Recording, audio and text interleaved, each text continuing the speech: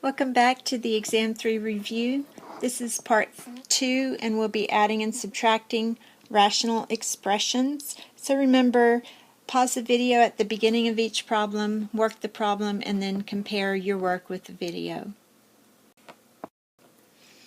As a reminder, to add fractions you need the same denominator in both fractions. This is a subtraction problem. We have the same denominator, so all we have to do is combine the numerators. So that gives us a new numerator of x squared minus 25 over x plus 5. And 25 is 5 squared. So this is a difference of squares, which means we add the bases and then we subtract the bases.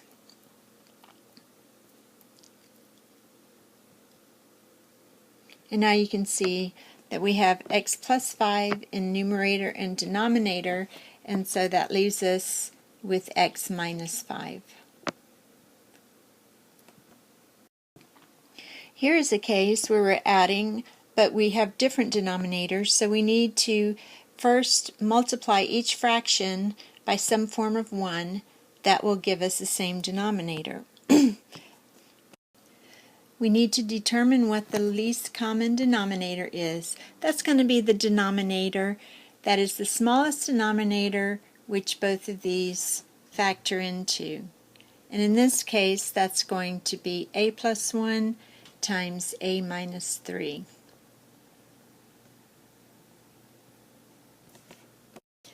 I rewrote the expression, giving myself some room to do my multiplication.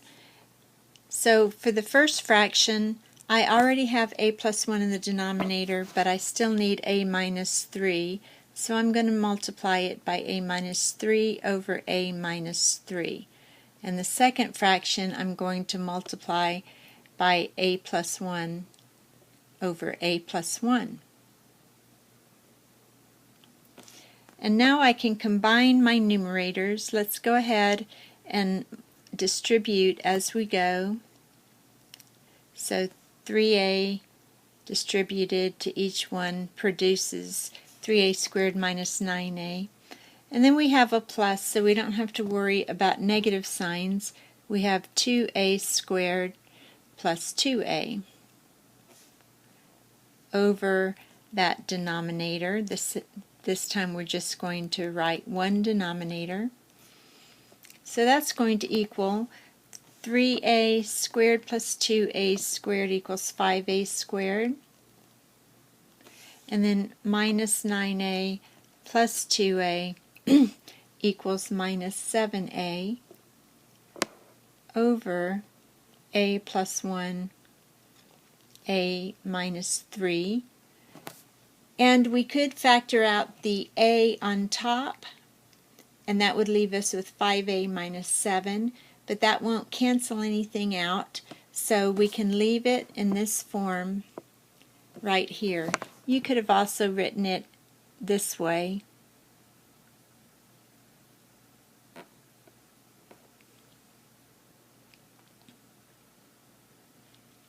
And either answer will be accepted, but the form that we are taught to simplify to has the numerator broken out like this and the denominator factored out like this.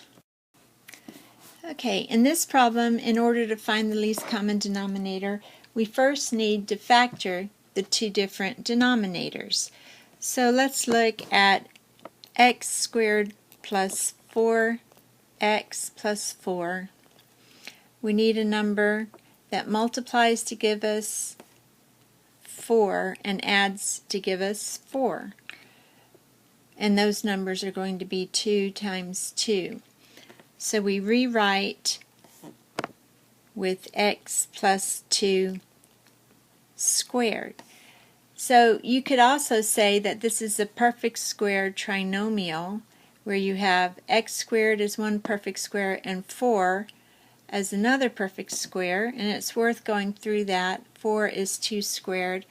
So if 2 times x times 2 equals 4x, which it does, then you have a perfect square trinomial, and you don't even have to do this. You can just write down x plus 2 here and put parentheses around it and square the whole thing, and that's the factorization of it.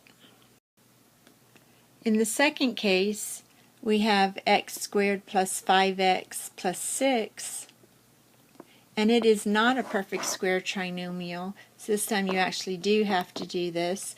So you multiply two numbers to get 6 and add them to get 5. So the two numbers are going to be 2 and 3. That means we write x plus 2, x plus 3 for a factorization. Okay, so in the first place, we have x plus 2 squared. So let's find our least common denominator. We have x plus 2 squared. And in the second case, we have x plus 2 times x plus 3. So we circle the x plus 2 squared and not the x plus 2 because we circle each unique occurrence of the base and we circle the one with the highest exponent. So our least common denominator is going to be x plus 2 squared times x plus 3. Okay, now this is the factorization of our first denominator, and this is the factorization of our second denominator. So we are going to rewrite those two fractions with our factor denominators, and we're going to leave room to do our multiplication. That gives us 3 over x plus 2 squared plus 7 over x plus 2 times x plus 3. Now in order to get our least common denominator, which is x plus 2 squared times x plus 3, which we found here, we need to make this into this by multiplying numerator and denominator by x plus 3.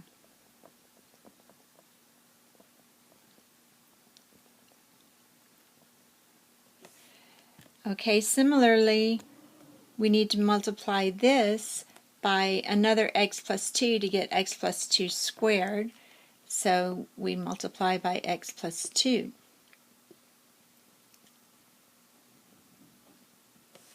Okay, now we can rewrite our denominator as x plus 2 squared times x plus 3.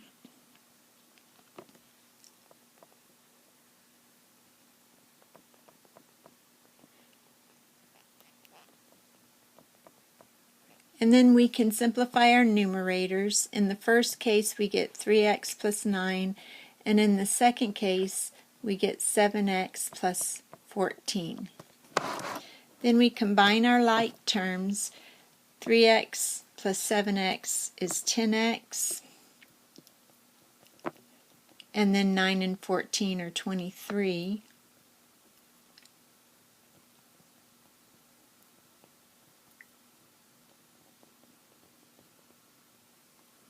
And 10x plus 23 cannot be simplified, so this is our final answer.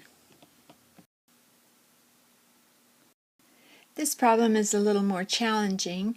We're also to add and subtract, but we have 3 fractions, and we're subtracting the first and adding the second. First we find our least common denominator, and so we have, let's write LCD.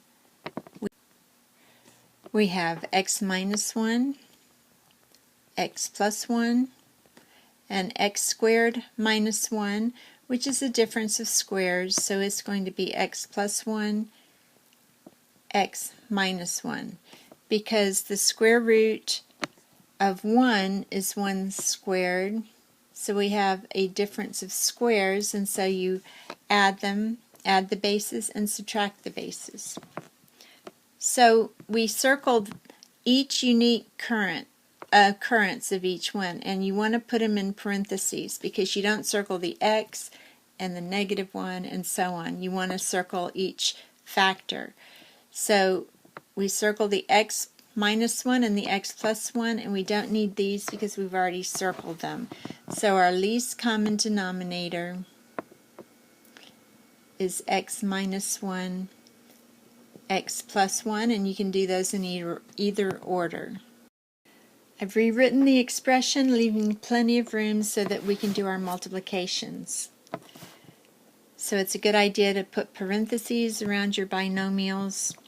Now in the first case we have x minus 1, we still need x plus 1. So we multiply top and bottom by x plus 1. In the second case we're missing x minus 1. And in the third case, we have everything we need, so we don't have to multiply that by anything. Now we have a denominator of x plus 1, x minus 1. And we need to be careful when we combine the numerators because this negative sign is going to affect that one. So let's do that carefully. In the first fraction, we have 33x squared plus 33 x minus, and now I'm going to put these in brackets. You need to do that when you have a subtraction because this subtraction is going to affect that negative sign, so we want to simplify all of this first. So we have minus and then our bracket 33x squared minus 33x plus 66, all of that over our x plus 1, x minus 1. So that gives us 33x squared plus 33x, and now we distribute that minus sign, and now minus a negative gives us plus a positive. So when we distribute this over here, it changes that sign.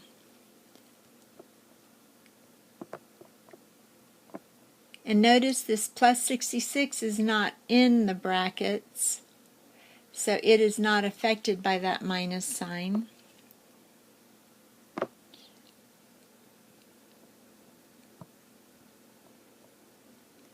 Okay, so now when we combine our x squared terms, they cancel. 33x squared minus 33x squared cancels. Our 33x terms add and gives us 66x. So let's go ahead and scratch those out, and we're left with plus 66 over x plus 1, x minus 1, and this time we can factor out a 66, leaving us with x plus 1 on top, x plus 1, x minus 1 on the bottom, and now we can factor out the x plus 1's so that our final answer is going to be 66 over x minus 1. This is a complex fraction, and we need to treat the numerator and denominator separately. So let's start doing that. In the numerator, we need AB as our common denominator. So we need to multiply the first fraction by b over b and the second fraction by a over a. And that gives us 4b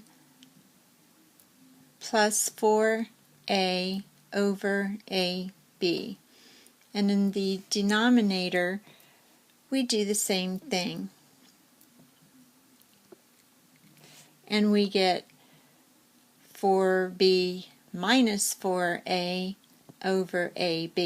And as we learned in class, if the denominator on the top of our complex fraction is exactly the same as the denominator on the bottom of our complex fraction, we can just cancel it. Otherwise, we can rewrite it horizontally, flip the second term, and they'll cancel as well. So this gives us 4b plus 4a over 4b minus 4a. Now you may be tempted to treat these as opposites and make it -1, but because that plus is here, these aren't opposites. The opposites would be if it said 4b minus 4a over 4a minus 4b, but that's not what this says. So our next step is to factor out the 4 in the numerator and the 4 in the denominator. And then that gives us b plus a over b minus a. And if you're not sure if that's an opposite or not, just write down your definition of opposites. That is, a minus b is the opposite of b minus a, and if they're divided you get -1. But as you can see, this is not that, so it won't cancel in that way, so this is your final answer. Here's another complex fraction, and in this case we will need to rewrite it horizontally. So we're going to write 21 over f minus 5. We don't have to simplify anything yet. This is divided by 7 over f. So now we use the KFC rule, which says keep the first just like it is, flip the second, and change your division sign to a multiplication sign. Let's put that binomial in parentheses. Now we see that 7 goes into 21 3 times and 7 goes into 7 1 time, and that's all that we can factor out. So we have 3f over f minus 5, and that's the final answer. Okay, in this case we are to simplify again and deal with our numerator and our denominator separately. And so if you examine this, you see that you have a difference of squares. It's going to be x squared minus 4y in parentheses squared. So for that part of it, we can rewrite that as adding the bases and subtracting the bases because it's a difference of squares. And you can see why it's important to go ahead and write this and not just go from this, because you might accidentally write 16s here. Okay, so that is part of the numerator, and that is over xy. And then we have the denominator, and in the denominator we need to get a common denominator of xy, which means we have to multiply the first term by x over x and the second by y over y, and that gives us x over xy minus y over xy, or we could just write it as x minus y over xy. Now notice, again, we have the same identical denominators in both the top and the bottom, so we can cancel them. It's a nice little shortcut. You could also rewrite this horizontally as a division problem and do what we did in the last problem. But this is a little easier, so that leaves us with x plus 4y times x minus 4y. Oh, and I left out the 4 here. Okay. You probably didn't, but I did. And on the denominator we have x minus 4y. And these cancel, and that leaves us with x plus 4y. So I noticed that nothing was going to be canceling here, and that's when I caught my mistake of not including the 4 here. And anyway, that is your answer. And so let's go on to the third part of the Exam 3 review.